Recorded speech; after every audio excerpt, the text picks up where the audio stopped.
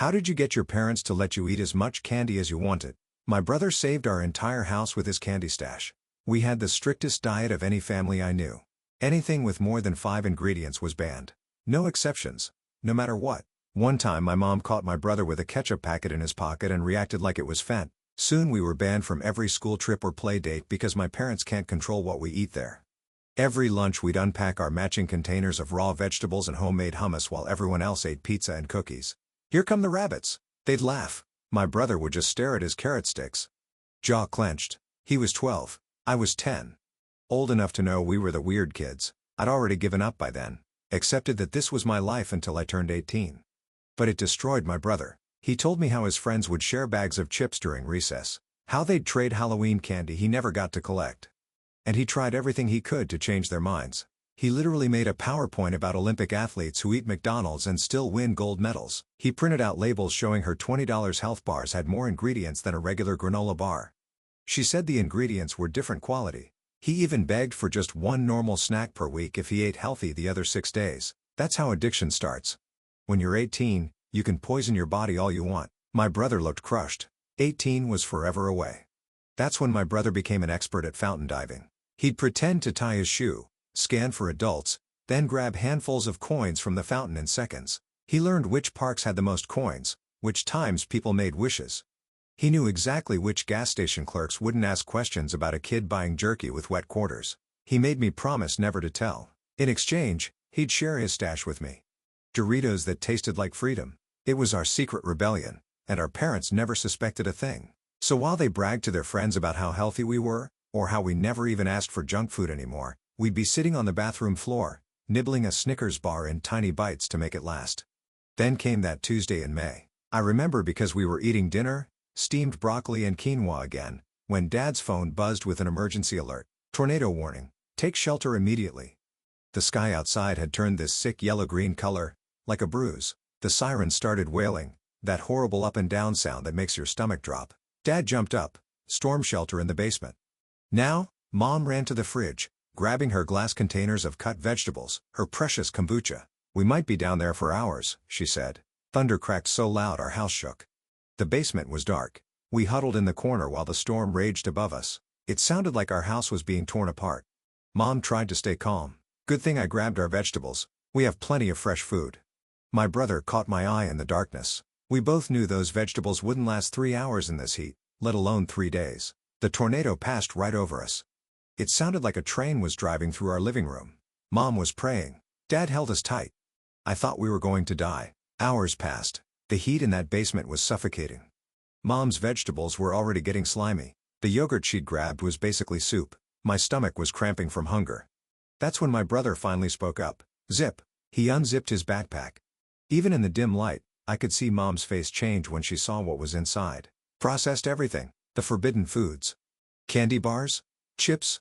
Canned ravioli. "Where did you get this?" Her voice was barely a whisper. "I've been saving it," he said, "for emergencies."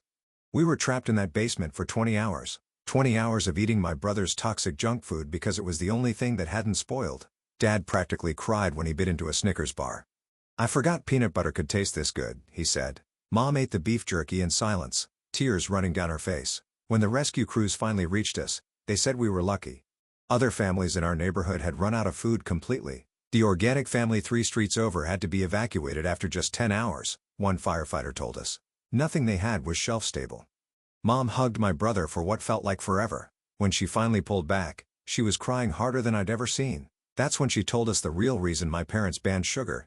She took this shaky breath that made her whole body tremble and her hands went to her stomach like she was going to be sick. The words started spilling out fast, like water breaking through a dam, about how 8 years ago she got into this bad car accident and the doctors put her on painkillers, OxyContin at first, then stronger stuff when that stopped working.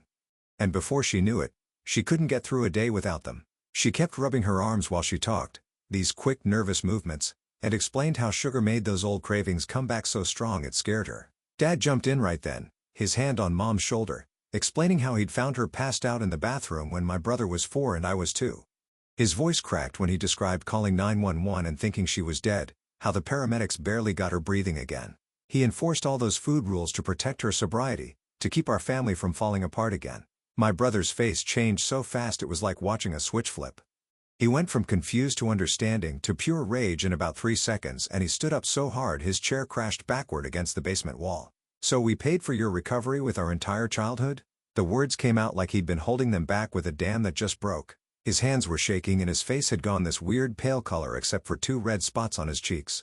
I sat there frozen between them all, my brain trying to process everything while my stomach twisted into knots. Part of me felt grateful we'd survived the tornado and that Mom was still alive after her overdose. But this other part, this angry burning part, couldn't stop thinking about all those years of being the weird kids, all those birthday parties we couldn't go to, all those normal experiences we missed, all because of Mom's addiction. My stomach churned with guilt for feeling mad at her when she'd clearly been struggling with something so serious. The rescue crews got us out that night and took us to the community shelter since half our roof was gone. The next morning we stood in the supply line with everyone else from our neighborhood, surrounded by tables full of donated food, Pop-Tarts and instant noodles and canned soup and boxes of sugary cereal, everything Mom had spent years protecting us from. Her hands started shaking when she saw it all, these little tremors that got worse when other families grabbed armfuls of processed snacks. My brother walked straight to the cereal table and grabbed 3 different kinds while staring right at Mom: Fruit Loops, Lucky Charms, and Cocoa Puffs, holding them against his chest like treasure. I picked a normal sandwich from the cooler instead of the wilted salad, my first real sandwich with actual lunch meat in years. Mom's mouth opened like she was gonna object, but Dad put his hand on her arm and squeezed, and we all just stood there in this tense silence while volunteers smiled at us, not knowing they were witnessing our family's biggest standoff. Other families kept moving around us, grabbing supplies and chatting about insurance claims while we stayed frozen in our weird family drama bubble. In the parking lot afterward, Dad cleared his throat and suggested these could be temporary exceptions until we got back to normal. My brother and I looked at each other because we both knew temporary meant until Mom decided she felt safe enough to ban everything again. That evening we sat in what was left of our living room, a tarp covering the hole where the window used to be, and my brother pulled out his backpack. He turned it upside down and all these wet quarters came tumbling out onto the coffee table, probably $30 worth. "I've been stealing from fountains for 2 years, he said, looking straight at Mom. "That's how desperate you made me." He proposed a deal right there. Said he'd stop the fountain diving if we could have normal snacks sometimes, just sometimes, like other kids. Mom's face went white when she saw all those coins, her hand going to her mouth like she might throw up. She shook her head immediately and started talking about how we all needed family therapy to process the trauma properly and understand addiction better. She kept using words like disease and relapse risk and family system, while my brother's jaw got tighter and tighter until I thought his teeth might crack. Dad tried to mediate, suggesting maybe we could find a middle ground, but Mom wouldn't budge. She said sugar was her trigger and she couldn't have it in the house, that her sobriety had to come first for all our sakes. 3 days later when they finally cleared us to go back in our house, Mom went straight to my brother's room while we were unloading stuff from the car. I followed her and watched from the hallway as she pulled out his hidden stash from behind his dresser, from inside his old soccer trophy, from the gap between his mattress and box spring. She threw it all in a garbage bag, every candy bar and bag of chips he'd bought with those stolen quarters. My brother stood in the doorway watching her, his face completely blank like he'd shut down all his emotions, but I could see his fists clenched so tight his knuckles were white. Mom left the room carrying that garbage bag like it was toxic waste while my brother just stood there frozen in place, stealing from fountains for 2 years just to buy some chips. That's quite the secret operation this kid was running. Though I wonder how many wet quarters those gas station clerks really accepted without raising an eyebrow about where a 12-year-old got soaking coins. I waited until everyone was asleep that night before sneaking downstairs to the big trash can outside. The bag was right on top and I dug through it in the dark, feeling around until my fingers found a Snickers bar that wasn't too crushed. I stuffed it in my pajama pocket and crept back upstairs, my heart pounding so hard I thought it would wake everyone up. In my room, I wrapped the candy bar in an old sock and hid it in the back of my drawer behind my winter clothes. Just having it there made me feel like I had some control back, like I was picking a side in this crazy war our family had become. School started the next week and lunch was even worse than before because now everyone knew about the tornado. Kids whispered about how we survived on junk food while our organic vegetables rotted, still calling us rabbits but with this weird respect mixed in. Some kid asked if we were allowed to eat normal food now and I just stared at my carrot sticks without answering. 3 days into school, the counselor pulled me aside after she saw me stuffing crackers from the cafeteria into my pockets. She took me to her office with its motivational posters and asked how things were at home, her voice all gentle and concerned. I was so tired of keeping secrets that I almost told her everything but instead just shrugged and said we were fine. She gave me a pamphlet about family counseling that talked about finding balance between safety and letting kids be kids. She said it might help everyone communicate better, and I actually felt this tiny bit of hope that maybe someone could fix our mess. When I showed Dad the pamphlet that night, his face got all tight and he said we didn't need strangers telling us how to raise our kids, but his voice sounded more scared than mad. That weekend, we went to the gas station for gas and my brother walked right up to the chip aisle while Mom was still in the car. He grabbed a bag of Doritos and paid for it with his own money right in front of her through the window. Mom started shaking and crying and couldn't breathe properly, gasping for air while Dad rubbed her back and told her it would be okay. My brother just stood outside eating his chips one by one, staring straight ahead like he couldn't even see her panic attack happening. That evening, Mom said she was going to a recovery meeting and asked if we wanted to come listen to understand what she was dealing with. My brother said no way at first, but I convinced him we should at least know what was going on with her. We sat on metal folding chairs in a church basement while strangers talked about cross-addiction and how one thing leads to another. This woman talked about how her kid's Halloween candy made her want to drink, and Mom was nodding along with tears running down her face. One man said his family had to lock up the vanilla extract because the alcohol content triggered him. Another woman said she couldn't even walk past the wine aisle at the grocery store without her hand shaking. In the parking lot afterward, my brother looked Mom straight in the eye and told her he wasn't responsible for her recovery. He said he was 12 years old and shouldn't have to manage her problems, and she just stood there crying harder. Later that night after Mom went to bed, Dad sat at the kitchen table with his head in his hands looking smaller than I'd ever seen him. He told us he'd been using the food rules to control his anxiety about Mom relapsing and what the neighbors would think if she did. He said every time we ate sugar, he imagined Mom drunk again and it made him panic, so he just banned everything to feel safe. His voice was shaking when he admitted he didn't know how to protect us and manage her recovery at the same time. He said he was drowning trying to keep everything perfect so nobody would know how broken we really were. My brother asked him point blank if he even cared that we were miserable, and Dad started crying, saying of course he cared, but he was so scared of losing everything again. The next morning Mom came downstairs and said she'd been thinking all night about what my brother said at the meeting. She pulled out a notebook where she'd written down all her fears about us eating sugar and how each one connected to her drinking. She showed us how she'd convinced herself that controlling our food would keep her sober, like if she could manage our diet, she could manage her addiction. She said she needed to find her own recovery without making it our responsibility, but she didn't know how to start. My brother pulled out his phone and showed her a Reddit thread about kids of addicts and how they felt growing up. Mom reads story after story about kids who had to hide normal behaviors and felt guilty for existing, her face getting paler with each one. She kept saying she never meant for this to happen, that she just wanted to protect us from her mistakes. Monday morning changed everything when the phone rang during breakfast and Mom picked it up with her usual cheerful voice that dropped immediately when she heard who was calling. It was Janice from the support group, and she was telling Mom that security at the park had reported seeing a kid diving into the fountain for coins multiple times over the past few months, and they'd finally gotten a clear photo from the cameras. Mom's hands started shaking as she held the phone and Dad grabbed it from her to hear what Janice was saying, while my brother and I sat frozen at the table, knowing exactly what this was about. The fear in their eyes when they turned to look at my brother wasn't anger, but something worse, like they were seeing him for the first time as someone they didn't know. That evening after a silent dinner, Dad went straight to my brother's room and started searching through everything while we all watched from the doorway. He pulled out the backpack from under the bed and unzipped it slowly like he was defusing a bomb. Inside were these detailed hand-drawn maps of every fountain in town with notes about which ones had the most coins and what times were best for collecting them without getting caught. There were lists of which gas stations didn't check IDs and which vending machines gave the most snacks for the least money. Pages and pages of planning that must have taken months to create, all in my brother's neat handwriting with different colored pens for different categories. Mom picked up one of the maps and traced her finger over the routes he'd marked from our house to each fountain and back again. Dad found a notebook with dates and amounts showing my brother had been doing this for almost a year, keeping track of every penny he collected and what he spent it on. The scope of it left them completely speechless, just standing there holding all this evidence of how desperate their son had been to eat normal food. My brother finally broke down, sobbing harder than I'd ever seen him cry before, saying he was just so hungry all the time and so tired of being the weird kid who couldn't eat what everyone else ate. "I wanted to eat lunch without everyone staring," he cried, and his whole body was shaking as he told them about watching other kids trade snacks and share candy while he sat alone with his vegetables. Even Dad started crying then, which I'd never seen before, as my brother kept talking about how he felt like a prisoner in his own house and how he just wanted to be normal for once.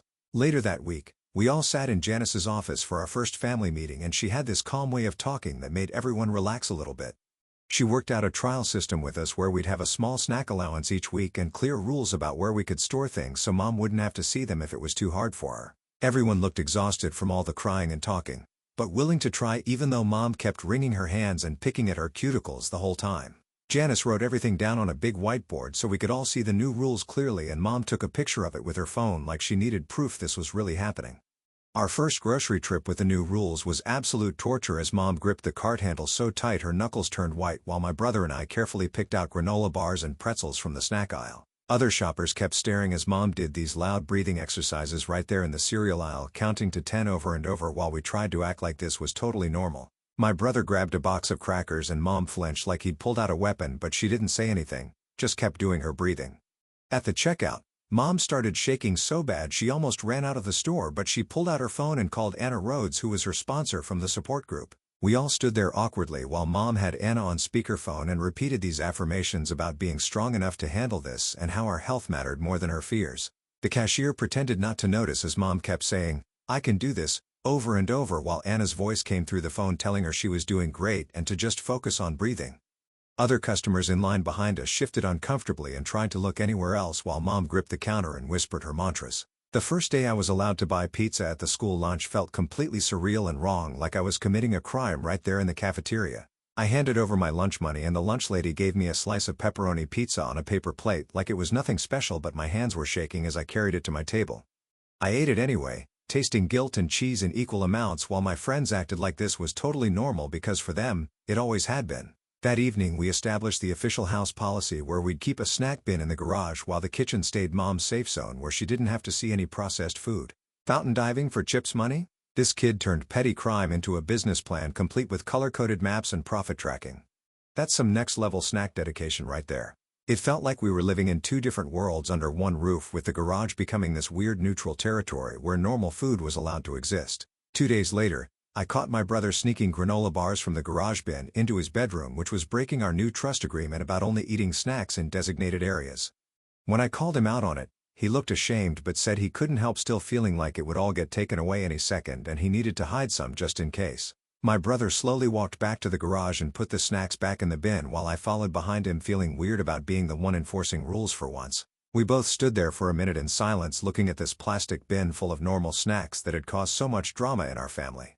This new normal where we were accountability partners instead of secret conspirators felt lonely and strange, like we'd lost something special between us even though things were supposedly getting better. The next week, Mom got a call from the PTA president asking if she'd speak at their emergency preparedness meeting since everyone heard how we survived the tornado. Mom's hand shook as she held the phone and I watched her face go pale when the president mentioned how our story could help other families. She made up some excuse about work conflicts, but I knew the real reason was she couldn't stand up there and tell everyone their kids needed candy bars and beef jerky when she'd spent years preaching about toxic processed foods. After she hung up, she went straight to her room and didn't come out for dinner. 2 nights later, Dad came home with a plastic bag from the grocery store and pulled out a half-gallon of mint chocolate chip ice cream like it was no big deal. He grabbed spoons from the drawer and started scooping it into bowls while Mom stood frozen in the doorway watching him. She didn't say anything at first, but her whole body started shaking and then she just turned and ran to their bedroom. We heard the lock click and then muffled crying through the door while Dad stood there holding the ice cream scoop looking lost. My brother pushed his bowl away and left without eating any of it. The ice cream sat on the counter melting while Dad knocked on the bedroom door trying to get Mom to come out, but she wouldn't answer him. My brother didn't come home until after 10 that night, and when Dad asked where he'd been, he just shrugged and went to his room. The next afternoon, I found him sitting by the fountain at the park downtown, except there was no water in it anymore. They drained all the fountains after the tornado for maintenance and he was just sitting on the edge staring at the empty concrete basin where coins used to pile up. I sat next to him for a while and neither of us said anything, but I could see his jaw working the way it did when he was really mad about something. He finally got up and walked to 3 other fountains around town and they were all empty too. At the last one, he kicked the edge hard enough that I heard his toe crack against the concrete and he limped all the way to the gas station on 5th Street. He pulled out a handful of wet quarters from his pocket that he must have been saving from before and tried to buy a package of beef jerky, but the clerk shook his head and pointed to a new sign that said they couldn't accept damaged or waterlogged coins anymore. My brother's shoulders dropped and he stood there for a minute before walking to the payphone outside. He called me and his voice sounded small and broken when he asked if I could come get him. I told our parents I needed to return a library book that was overdue and grabbed Mom's car keys before they could ask questions. The whole drive to pick him up, my stomach felt tight because I'd never lied to them like that before. He got in the car without saying anything and we drove home in complete silence while I kept thinking about how I was becoming someone who lied now and how that was just another secret added to our growing pile. The next morning at breakfast, Dad was checking something on his phone and his face went dark. He turned the screen toward us showing the tracking app with my location history from yesterday, including the stop at the gas station on 5th Street. Mom's fork clattered onto her plate and they both stared at us with this look of complete betrayal that made my chest hurt. Neither of them yelled, but somehow their quiet disappointment felt worse than any punishment they could have given us. They called Janice for an emergency session that afternoon and we all sat in her office while she drew 2 columns on a whiteboard labeled "Can Control" and "Cannot Control." She made us each write things in the columns and Mom's hand shook as she wrote my recovery under "Can Control" and then stood there for a long time before finally writing my kids' food choices under "Cannot." My brother wrote what I eat under "Can Control" but didn't write anything in the other column. Dad wrote trying to help under "Can Control" and making it worse under "Cannot," which made Mom start crying again. I wrote telling the truth under "Can Control" even though I just lied yesterday. That Friday my brother went crazy at lunch and ate 3 slices of pizza and 2 ice cream sandwiches, which I'd never seen him do before. 5th period he threw up all over his desk and the nurse had to call Mom to come pick him up. She had to leave her important work meeting and when she got to the school my brother was sitting in the nurse's office looking green and miserable. The car ride home was quiet except for my brother groaning every time we hit a bump and Mom didn't lecture him or say "I told you so." She just handed him tissues and a plastic bag and drove extra careful around the turns. When we got home she helped him to his room and brought him water and crackers without saying anything about the junk food. That weekend Dad knocked on my brother's door and asked if he wanted to learn how to make some food he actually liked that wouldn't make him feel sick. They spent 3 hours in the kitchen making turkey burgers from scratch and Dad let him pick all the seasonings and toppings himself. My brother actually smiled when he took his first bite of the burger he'd made with his own hands. After dinner that night I walked into the kitchen while my parents were doing dishes and pulled out the Milky Way I'd been hiding in my drawer since the tornado. Mom's hand stopped moving in the soapy water and Dad set down the plate he was drying. I held it out to them and asked if I should put it in the garage bin with the other emergency stuff. They looked at each other for a second and Mom just nodded and said to add it to the collection. No lecture, no disappointment, just a simple request to put it where it belonged. The next morning we all sat at the kitchen table with a notebook and Dad wrote house food rules at the top in his neat handwriting. Mom suggested an 80-20 approach where most meals would be healthy but we could have normal snacks sometimes. My brother asked for a snack budget each week and Dad wrote that down too. We agreed on keeping the garage bin stocked for emergencies and Mom taped her meeting schedule to the fridge so we'd know when she needed extra support. It wasn't perfect but at least we had actual rules now instead of constantly guessing what was allowed. Later that week I watched my brother pull out his old fountain diving map from under his bed. The paper was worn from being folded so many times and had water stains from all those wet quarters. He smoothed it out on his desk and studied all the marks he'd made showing which fountains had the most coins and which times were best for collecting. Then he folded it carefully along the same creases and put it in his desk drawer instead of throwing it away. He caught me watching and just shrugged and said we might need it someday. 3 weeks later Mom came home from work looking shaky and pale. She went straight to her room and I heard her on the phone with Anna for almost an hour. Dad made dinner that night, just simple pasta with tomato sauce, and we ate quietly while Mom pushed food around her plate. Later Dad told us someone had brought donuts to Mom's office party and she'd had to step outside and call her sponsor to get through it. She'd stayed sober but it had been really hard for her. 2 months after the tornado I was sitting in my room doing homework when I realized how different everything felt. We weren't sneaking food anymore but we also weren't totally free either. Every meal, every snack, every grocery trip had this weird tension underneath it. Mom would watch us eat sometimes not saying anything but clearly thinking about something. Dad would check labels obsessively even on foods we'd already approved. My brother and I had stopped hiding candy but we also didn't ask for it much because we could feel how hard our parents were trying. School got easier though when my brother started carrying granola bars and fruit snacks in his backpack without hiding them. Kids stopped calling us rabbits as much when they saw us eating normal snacks at lunch. We weren't the complete weirdos anymore, just the kids with the health-conscious parents. Normal felt different now, but at least we could sit with other kids without them making fun of our carrot sticks. Mom started going to a special support group on Wednesday nights for parents in recovery. She'd come home with worksheets about boundaries and triggers and healthy family dynamics. One night she showed us a paper about letting kids make age-appropriate choices and she actually tried to follow what it said. She stopped checking our backpacks every day and let us pick our own snacks from the approved list without asking permission first. Dad started therapy too, going every Thursday after work to deal with what he called his anxiety about Mom's recovery. What's Mom really running from when she locks herself in that bedroom? The ice cream or the fact that her whole belief system cracked open like those empty fountains? He stopped doing his nightly backpack checks, though I'd still catch him glancing at our bags sometimes when he thought we weren't looking. The therapist gave him exercises about trust and letting go of control. He'd practice them at dinner, taking deep breaths when Mom got quiet or when we asked for seconds of dessert. Progress looked like him not asking us 20 questions about what we ate at the school anymore.